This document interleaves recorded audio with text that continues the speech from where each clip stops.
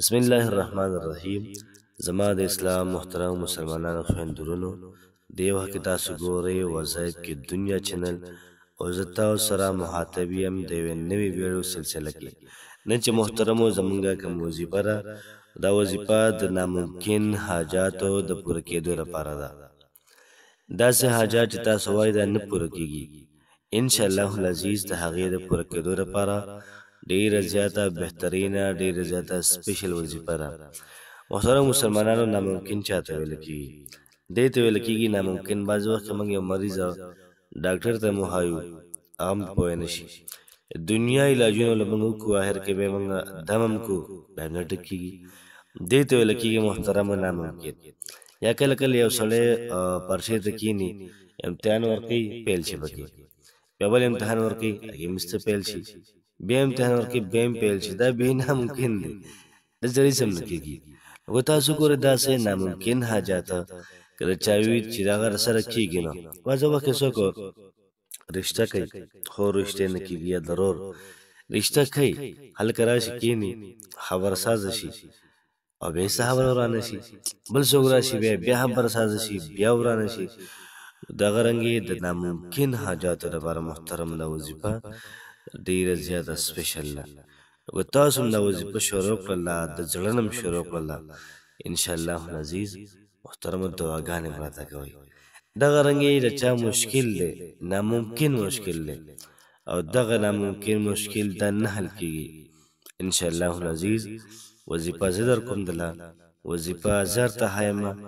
په دې ترتیب او په دې طریقه کار باندې تاسو وظیفه وکړئ، انشاءالله العزیز بیا تماشه کوئ چې الله پاک ستاسو کارونه څنګه برابروي، الله پاک ستاسو کارونه څومره په ښه طریقې سره برابروي. یو سړی کاروبار شروع کړي، ایسته څیز ګډوډ شي، بیا یې شروع کړي، بیا ګډوډ شي، بیا یې شروع کړي، بیا پکې بیلات وکړي. نو دغه رنګې محترمو د ناممکن حاجاتو لپاره، د ناممکن مشکلاتو لپاره هم دا وظیفه تاسو وکړئ، او انشاءالله العزیز یو پیر وکړئ، بیا تماشه کوئ چې الله پاک ستاسو حاجتونه څنګه پوره کوي، مشکلات څنګه ستاسو الله پاک حل کوي.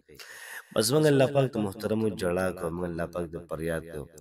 هغې قبلولو والا هغه ذات دی، هغه ذات قبلولو والا دی. روزانه فرشتې رالیږي او ګوري، فرشتو ته ویل چې زما بندګان وګورئ په څه حالت کې دي، زما نه څه غواړي که څه نه غواړي. نو څومره چې موږ په اخلاص باندې د الله پاک نه غوښتنه کوو، دومره په اخلاص محترم موږ او تاسو الله پاک رزق هم راکوي، مال هم راکوي، دولت هم راکوي، او دغه رنګې ستاسو ودونه دا په ښه ځای کې محترم دا به الله پاک کوي.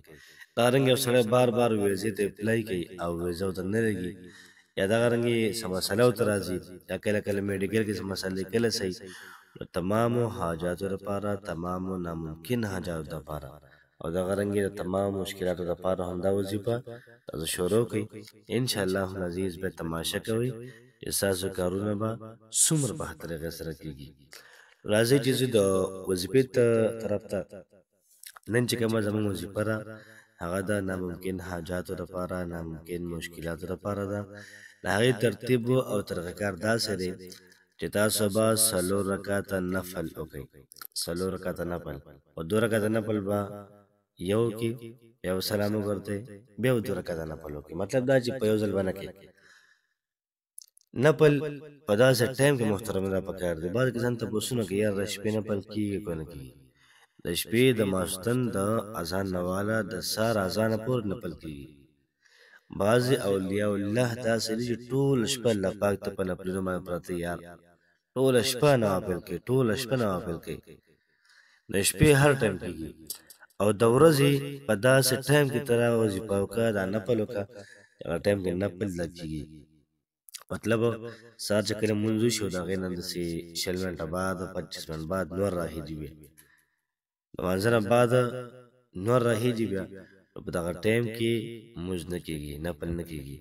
د نور راحتو ټایم کې نفل نه کېږي، او دغه رنګې د نور پرېوتو په ټایم کې نفل نه کېږي.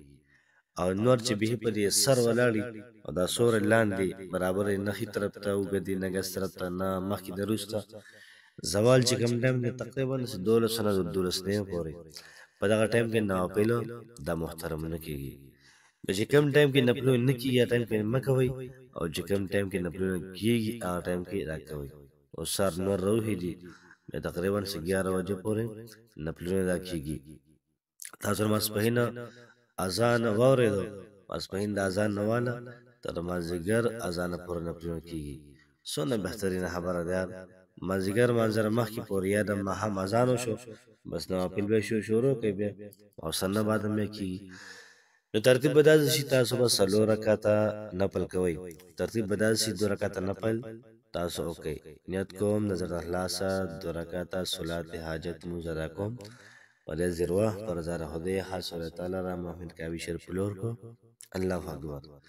الله اکبر وکي بیا به ته سبحان وي اعوذ بالله بسم الله او سورۃ الفاتحه بیا د الحمدلله بعد به تاسو سورۃ الاخلاص یو سلوح پیری وای سو یو سلوح پیری په ولاړ وای نو یو سلوح پیری دی سورۃ الاخلاص د ویلي حقته رکعت برابر شو سبحان رب العظیم یا سبحان رب الاعلى او به پاسا به سرنا بسم الله وی او به دغه نه بعد الحمد او به دغه نه بعد سورۃ الاخلاص 31 پیری یو درش پیری په لومړي رکعت کې یو سلوح پیری او دویم کې یو درش پیری نری ویلي سورۃ الاخلاص قل هو الله احد کذا رکوع کا سجدہ کا تحیہ کا سلام ورته اور پسې د قرنګینیت وته د بل رکعت نو الحمد بوي الحمد نه بعد ورته سورۃ الاخلاص یو شپری دی ویل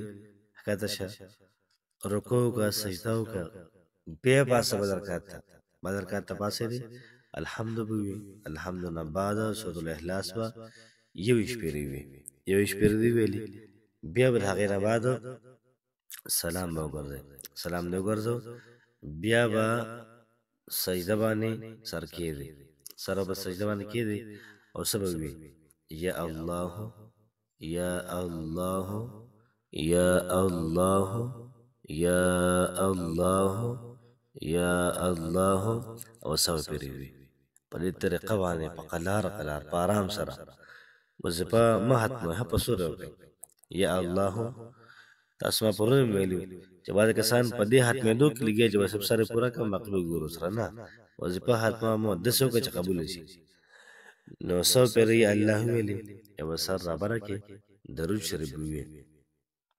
درود شریف بشورو کې او دغه نه بعد بیا دعا کې او داسې دعا چې کوم ستا حاجات دي ضرورت دي د ټول الله پاک دی وایا څومره ستا ناممکن مسلې دي ټول الله پاک دی وایا ان شاء الله العزیز الله پاک وساسو ناممکن مسلې او ټول ممکن کی کوشش وکړئ وظیفه مو کوي دعاګانې کوي الله پاک مو خوشاله آباد ساته السلام علیکم ورحمت الله وبرکاته